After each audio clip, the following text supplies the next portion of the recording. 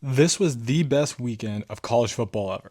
It was perfect. The outcomes of these games will dictate the playoff seeding at the end of the year. So let's talk about it. This is college football, week 5 hot takes and reactions. Part 1. Take 1. Florida State will still win the ACC. What an electric game on Friday. Props to Virginia for the upset because it was very impressive. However, this was a horrible look-ahead spot for Florida State. Florida State was still able to produce 250 yards on the ground, and they had 3 turnovers, 2 of which came from interceptions by Castellanos. They were able to do what they wanted to do, which is run the crap out of the ball. Next week, they play Miami at home. My early thoughts are I like Florida State at home. I believe Gus Malzahn is going to watch this tape and realize that he needs to put Castellanos in less passing situations and just run the crap out of the ball. I think that was the difference in the game here against Virginia, and I think that will be the difference against Miami. Take 2. How is Penn State still number 7? In the latest AP poll, Penn State is number 7. How? Penn State has wins over Nevada, FIU, and Villanova. They have no quality wins and just continue to be in the top 10. With the loss to Oregon, they now only have one opportunity to prove themselves that they are good enough to make the playoff. They technically have 2, but they're going to lose to Ohio State. So the only real opportunity that they have to get a top 25 win the rest of the year will be Indiana at home. Now, if they get this, it'll be a great win. But is it really enough? We need a better top 25 that rewards teams that beat strong opponents. Penn State has done nothing.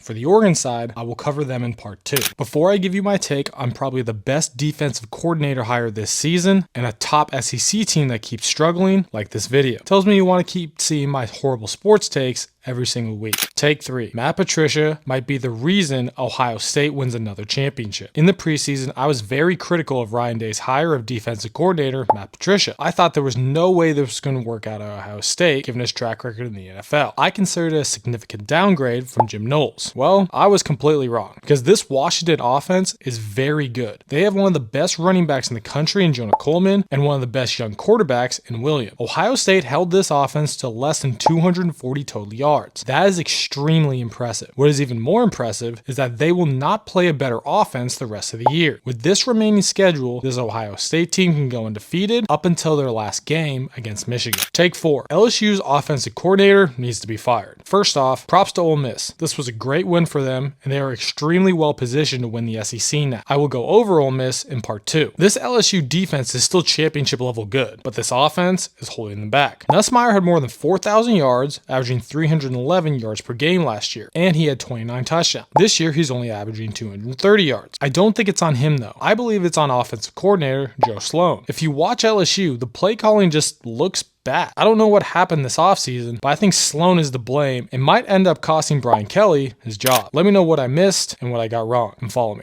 I post good sports content.